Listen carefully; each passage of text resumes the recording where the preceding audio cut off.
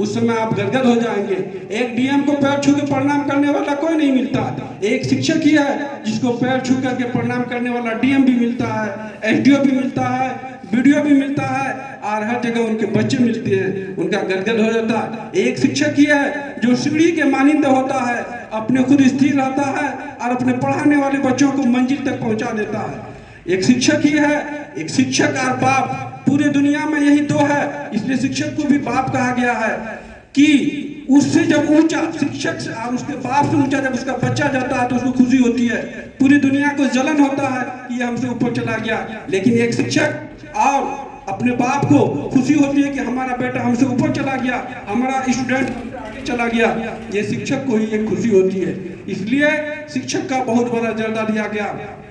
जब सिकंदर आजम जिसने पूरी दुनिया को जीता था, उससे पूछा गया कि आप शिक्षकों की इतना जो मान सम्मान क्यों करते हैं, इतना आदर क्यों करते हैं, तो उन्होंने कहा कि माता पिता तो हमें आसमान से जमीन पर लाया है और ये शिक्षक है जो हमको जमीन से आसमान पर पहुंचाया है। यही शिक्षक है। कहा जाता है माँ बाप जन्म देता है, लेकिन शिक्षक जो है उसको जीवन देता है। जीवन देने का काम उसको शिक्षक करता है, उसके अंदर मानवता भरने का काम एक शिक्षक करता है। इसीलिए जब डॉक्टर राधा कृष्णन जिसके जन्मदिन के अवसर पर हम 5 सितंबर को शिक्षक दिवस मनाते हैं, वो राष्ट्रपति भी रहे, वो प्रोफेसर भी रहे, वो फिलोसोफर भी रहे, लेकिन जब से उससे पूछा गया कि आपको किस रूप में याद किया जाए, राष्ट्रपति के रूप में याद किया जाए, प्रोफेसर के रूप में याद किया जाए, फिलोसोफर के रूप में याद किया जाए, लेखक के रूप में याद किया जाए, उसने कहा कि मुझे एक शिक्षक के रूप में याद किया जाए। और उसी के जन्मदिन के अवसर पर 5 सितंबर को हम लोग शिक्षक दिवस मनाते हैं। शिक्षक की इतनी बड़ी महत्ता है। हम लोग डॉक्टर एपीजे अब्दुल कलाम को जानते हैं, जो भी हमारे देश के राष्ट्रपति रहे और लेक्चरर देते बच्चों को पढ़ाते उसी स्टेज पर उनका देहांत हो गया। उनसे जब पूछा गया कि आपको मिसाइल मैन भी कहा जाता है, आप बहुत बड़े साइंटिस्ट रहे, आप जो है राष्ट्रपति रहे, आपको किस रूप में याद किया जाए, तो उन्होंने भी कहा था मुझे एक शिक्षक के रूप में याद किया जाए। और कई राज्यों में उनके जन्मदिन के अवसर पर स्टूडेंट डे भी मनाया जाता है। इसलिए शिक्षक की बहुत बड़ी महत्ता है, इसलिए इसको भगवान के तुल्य कहा गया है। गुरु ब्रह्मा गुरु विष्णु गुरु देवो महेश्वरा गुरु साक्षात पर ब्रह्मा तस्मै श्री गुरुवे नमः। और कबीर जी का भी दुआ है, हम लोग जानते हैं कि गुरु गोविंद देव खड़े का को लागो पाए, बलिहारी गुरु आपने गोविंद देव बताए। ये शिक्षक के लिए ये दुआ है और शिक्षक के लिए है। इसलिए एक शिक्षक के रूप में रिटायर होकर के जाना ये बहुत ही गौरवान्वित का है। और जितने भी पेशा है, सब पेशा की जननी, सब पेशा की माँ, ये शिक्षक ही है, ये शिक्षा ही है। इसलिए एक शिक्षक के रूप में भले ही इसका मान सम्मान जो है समाज में तो है ही, लेकिन आज अर्थ युग हो गया है, लोग अर्थ से मान सम्मान देते हैं, लेकिन एक गुरु के मान सम्मान का मुकाबला कोई नहीं कर सकता है।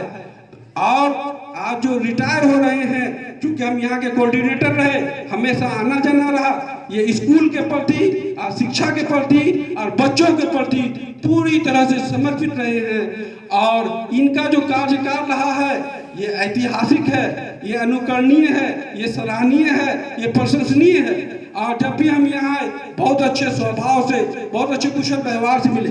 गर्चे यहाँ इस स्कूल के जितने भी शिक्षक शिक्षिका हैं, प्रधानाध्यापक हैं, सबका बेहतर स्वभाव है, सब स्कूल के प्रति समर्पित हैं। लेकिन उनमें से एक ये भी है जो स्कूल के प्रति उस समर्पण भाव में इसका भी पूरा योगदान रहा है।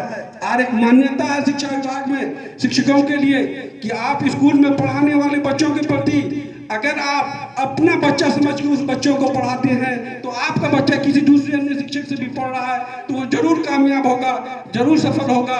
आज उसका प्रतीक है, आज उसका प्रतीक हमारे सामने मौजूद है कि उनका परिवार हर जगह पूरा एक बेहतर सेटल्ड है। ये इसी का परिणति है, इसी का परिणाम है कि ये स्कूल के प्रति, दूसरे के बच्चों के प्रति पूरी तरह से समर्पित रहे, पूरी तरह से जो है अपना बच्चा समझ के दूसरे के बच्चों को पढ़ाया, तो आज उसका बच्चा सफल है। और ये कहा जाता है जो शिक्षक दूसरे के बच्चों को अपना बच्चा समझ के पढ़ाएंगे, उनका अपना बच्चा सफल होगा। और देखा गया है जो शिक्षक दूसरे के बच्चों को नहीं पढ़ाते हैं, ऐसा ज्यादा करते हैं, इधर उधर ज्यादा करते हैं, उनका बच्चा सफल नहीं होता। हम दूसरे के बच्चे को अपना बच्चा जब मानेंगे तो हमारा बच्चा जरूर कामयाब होगा। और जब हम सेवानिवृत्त होने के बाद चले जाते हैं तो वहाँ जब हम घर पहुँचते हैं, कुछ दिन तो सेवा सम्मान होता ही है, लेकिन कुछ दिनों के बाद घर में भी कहीं कहीं जगह देखने को मिला है कि उनका सेवा सम्मान सत्कार घट जाता है। खास करके वैसे लोगों को जो सेवानिवृत्त होने के बाद सरकार जो उसको कुछ नहीं देती है, जैसे हमारे अशोक बाबू यहाँ मौजूद हैं, जो है उनका सेवा सत्कार घट जाता है। अगर वो देख रहे हैं तो पत्नी कहती है कि हो भौजी मोबाइल देखते रहे, वो जरा सब्जी भी आना है, जरा सब्जी आना ना। जब 8-9 बजे तक चाय नहीं मिलेगा तो बूढ़ो कहेंगे कि बहू जरा चाय लेके आइएगा, तो बहू कहती है मुन्ना तो बहुत हुआ, जरा मुन्ना को लेके खिलाओ ना, तब चाय नहीं बना देते। अब मुन्ना को खिलाएगा, उसके बाद योगासन करेंगे सुबह सुबह, तो कहेगा बेटा, कहेगा ये बुढ़वा को तो जान का इतना डर है, हर वक्त योगासन नहीं करते रहता। बच्चा सब कहता है कि ये तो खाली आस्थे चैनल देखता है, हमको तो कार्टून देखना था, ये बुढ़वा तो खाली आस्थे चैनल के पीछे लगा रहता। तो मतलब अगर कुछ नहीं है तो घर में भी मान सम्मान घट रहता। लेकिन बूढ़ा की बहुत महिमा है, बूढ़ा की बहुत महिमा है, उसका सबको हम लोगों के घर में भी है, सबको आदर सम्मान करना चाहिए। इसलिए बूढ़ा बोझ नहीं होता है, उसकी वजह से भगवान की कृपा बनी रहती है। भगवान हम पर अगर कुछ आफत डालने वाला रहता है उसको भी कंट्रोल कर लेता है। एक छोटा सा एग्जाम्पल देंगे, एक छोटा सा प्रेरक प्रसंग है। एक बस जा रही थी, उस पर जो देखता है कि बरसात का समय था, आगे भी बिजली चमक के गिरता, फौरन बिजली गिर रहा, पीछे भी बिजली गिर रहा है। तो ड्राइवर बोला कि इसमें एक पापी आदमी है, एक पापी आदमी, ये उतरेगा तो बिजली नहीं गिरेगा, नहीं तो बस पर बिजली गिर जाएगा। सबको बारी बारी से उतारा कि जाओ पेड़ को छू के आओगे, अगर जो पेड़ बिजली गिरना रहेगा, जो पापी रहेगा उसके ऊपर गिर जाएगा, पेड़ को छू करके आएगा। तो सब पैसेंजर को उतार के पेड़ को छुआ लिया, बैठ गया, बिजली नहीं गिरा। लास्ट में खलासी को भी ले गया, खलासी से भी गिरा लिया। लास्ट में ड्राइवर को भी ले गया, ड्राइवर भी गिर के आ गया। बोला बिजली कहाँ गिरा? कहा कौन एक आदमी बच गया, लगता वही पापी होगा। एक बुढ़वा को नाम बैठा था, कहा कि तुम छुका हो, सब तो छुका के लगता है यही बुढ़वा जो है ना पापी आदमी होगा। बुढ़वा काम बहुत बीमार है, बिजली चमक रहा है, पानी बरस रहा है, हमको मत उतारो। नहीं नहीं, तुमको तो जानना होगा। सब पैसेंजर जो है उसको उतार के गाछ के नजदीक भेज दिया, तुम भी पेड़ को छू करके आओ। वो जैसे पेड़ को छूने गया, इधर बस पर जो है बिजली गिर गई, सब आदमी एक्सीडेंट हो गया। तो बुढ़वा की वजह से ही, उस बूढ़े की वजह से ही वो बस बचा हुआ था, लेकिन बूढ़ा को उतार दिया। बूढ़ा का हम लोग मान सम्मान नहीं करते हैं। और बूढ़ा जो है, एक बार बारात जा रही थी, लड़की वाला बोल दिया एक भी बूढ़ा बाराती में नहीं आएगा, खाली जवान जवान सब बाराती में आएगा, बूढ़ा को नहीं लाना है। एक बूढ़ा था, लड़का का नाना, वो तो बोले कि नाना हम तो जेबे करेंगे। वो नाना करता था हर बात में, नाना हम तो जेबे करेंगे, मतलब हमको ले चलिए। तो लोगों ने कहा कि ठीक है, हमको जिस तरह भी ले जाओ, बक्से में बंद करके ले जाओ, लेकिन हम तो जेबे करेंगे बारात। सब जो उसको बोरा में पैक कर दिया, कहा बोरा में इसको लेकर के चलो। वहाँ से कर दिया। जब बारात वहाँ जब गया तो वहाँ लड़की वाला कहता है कि हमारे गांव के बगल में एक नदी बहती है, जैसे यहाँ परमान नदी है ना, नदी बहती है, और ये नदी में पानी बहता है।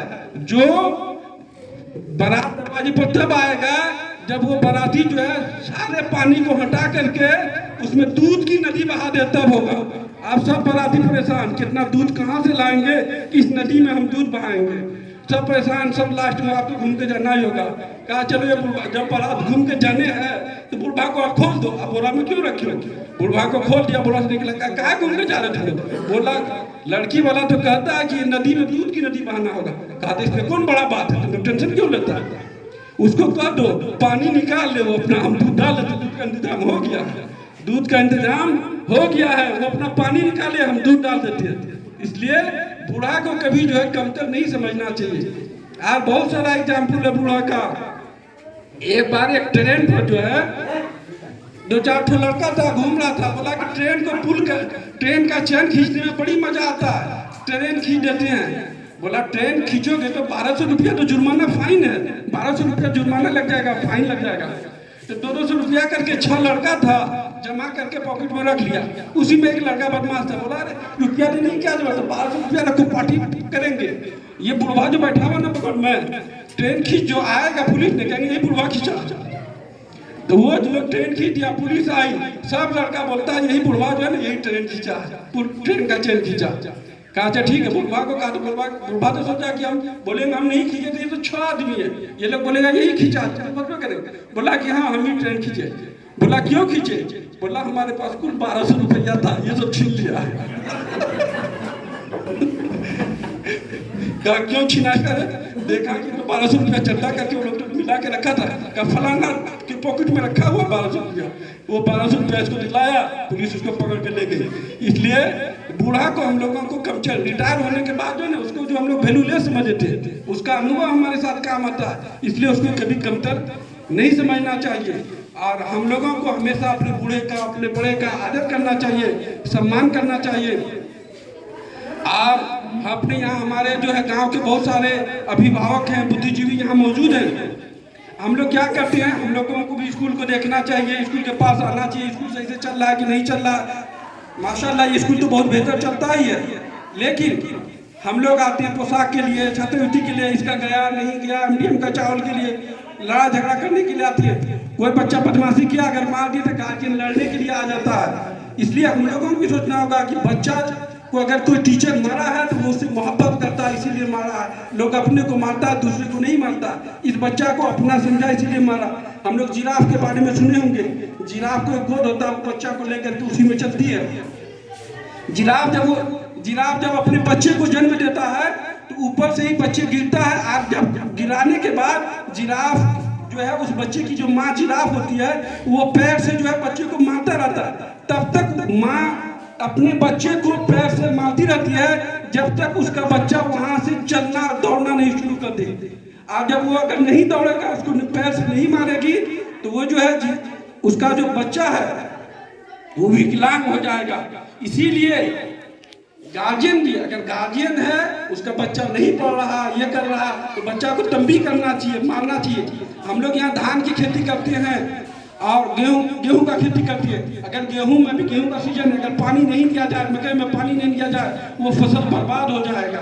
कहा बाप माँ का और शिक्षक का माँ बच्चे के लिए उसी तरह है जिस तरह से गेहूं में, मकई में पानी है, अगर पानी नहीं दिया बर्बाद होगा। इसलिए अगर कोई मार दे, टीचर कुछ कर दे, तो उसके लिए हम लोगों को टीचर के पास झगड़ने के लिए नहीं आना चाहिए। और आजकल मोबाइल जो है ये बहुत बड़ी बला हो गई है।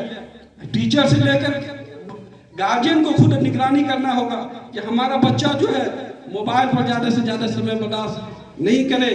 और क्योंकि आजकल तो ऑनलाइन है, मोबाइल दिया हुआ मजबूरी है देना हुआ, लेकिन उसकी निगरानी हम लोगों को करते रहना है। बहुत सारी बातें करनी थी, वक्त कम है और मन संचालक महोदय हमारी ओर देख रहे हैं, इसलिए हम अपनी बातों को यहीं पर विराम देते हैं। जय शिक्षक। और आज के जो हमारे दुल्हा हैं दो, उनको जो है हम बहुत बहुत शुभकामनाएं देते हैं और हम उनसे आशा करते हैं कि उनका आशीर्वाद हम लोगों पर बना रहे। आप स्कूल आते जाते रहें, हम लोगों को आशीर्वाद देते रहें, जब जब मौका मिले घूमते फिरते रहें। घर में ज़्यादा समय नहीं बर्बाद करना है, एक्टिव होकर के रहना है, हर जगह घूमते फिरते रहना। धन्यवाद। जय श्री कृष्ण।